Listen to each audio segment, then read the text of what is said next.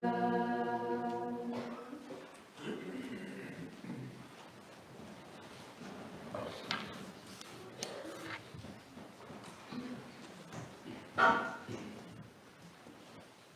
nom du Père, et du Fils, et du Saint-Esprit. Quelle fête émouvante! Plus fort. Quelle fête émouvante que cette entrée au temple dans la mère de Dieu. Vous voyez ces parents, Sainte Anne et Saint Joachim, qui, à la suite de la naissance tant attendue de cet enfant, vont s'engager à la confier au temple quand elle aurait atteint l'âge de 3 ans. Nul doute qu'ils l'aimaient beaucoup et qu'elle les aimait beaucoup. Et pourtant, quand ils vont la descendre de leurs bras pour la poser sur le sol, elle va s'élancer directement vers le temple. Elle va gravir les 15 marches sans hésitation, car elle est toute tournée vers Dieu. N'est-elle pas sa créature la plus pure? Elle est silence. Silence. Et mystère pour le monde. Marie n'est pas du monde. Elle est venue dans le monde pour être la nouvelle arche d'alliance. Elle est venue dans le monde pour être ce temple parfait qui va permettre au Fils de Dieu de s'incarner. Elle ne dit rien. La première Ève a trop parlé au monde, elle s'est perdue. La nouvelle Ève est silence et adoration d'amour. Il fallait qu'elle passe sa jeunesse ainsi dans le temple, à l'abri du bruit du monde, justement, pour pouvoir être préparée à recevoir le seul engendré de Dieu, notre Sauveur. Marie est tout esprit, car sa nature charnelle est au service de son esprit. Et là, voyez-vous, c'est la différence. C'est cette différence avec nous, avec notre humanité. Nous avons tant de mal à laisser paraître notre nature, notre vrai, véritable être spirituel. Saint Paul, d'ailleurs, l'avait bien compris.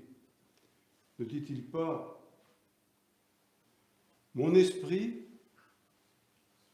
aime, souhaite la loi de Dieu. Mes membres charnels sont attirés par le péché. » C'est là notre dilemme. C'est l'enjeu de toute notre vie. C'est pour ça que ces périodes de carême, entre autres, sont particulièrement favorables pour essayer de réduire en nous cette attirance charnelle pour permettre à notre être spirituel de s'éveiller. Nous sommes des infirmes spirituels. Jésus nous le dit. Ils ont des yeux pour voir, ils ne voient pas, des oreilles pour entendre, ils n'entendent pas. Tout simplement parce que notre véritable être spirituel est totalement enquisté dans notre être charnel, dans notre nature charnelle. C'est ça la réalité. D'ailleurs, vous voyez le bruit du monde, je dirais ce bruit maléfique, particulièrement au travers de tout ce que nous appelons le relais médiatique, les médias, les informations, qui ne cessent de faire du bruit dans nos oreilles, qui mettent nos cœurs en détresse. Cette télévision dont nous nous abreuvons beaucoup trop formate nos esprits, dessèche nos cœurs et vole ces temps de prière et de méditation qui devraient être les nôtres envers notre Créateur d'amour. Alors, il est toujours temps de faire quelque chose. Et voyez-vous, depuis des siècles, et de plus en plus à notre époque, la Vierge nous demande une prière en particulier. Cette prière qu'elle-même méditait dans son cœur tout au long de sa vie quand elle était sur terre, les mystères de la vie de Jésus. Quelle plus belle méditation pour nous que de se pénétrer de ces mystères. Elle nous demande aussi de réciter le chapelet, tout simplement parce qu'elle est notre mère et que ainsi elle nous tend la main. Réciter le chapelet en méditant les mystères, c'est prendre la main de la Sainte Vierge. Et qui mieux qu'elle peut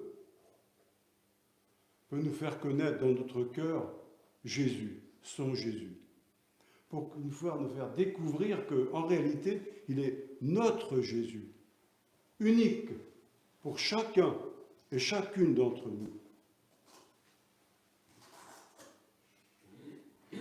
C'est pour ça qu'il est important de faire cette prière le plus régulièrement possible, tous les jours.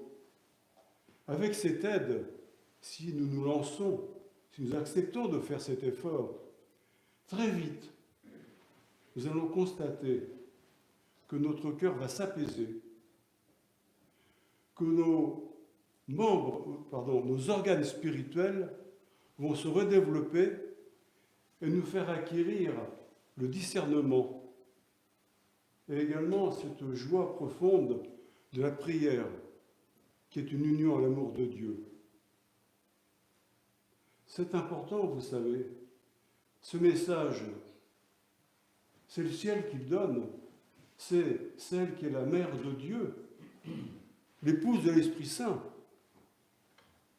la mère de l'Église, notre mère, qui nous demande de le faire avec insistance. Et c'est vraiment en ce temps de préparation à Noël et dans tous les temps, la prière qui va nous rapprocher le plus de l'amour de Dieu et qui nous permettra de communier avec beaucoup plus de conscience, puisque la Vierge est toujours avec nous, demandons-lui quand nous participons à la Sainte Communion. Amen.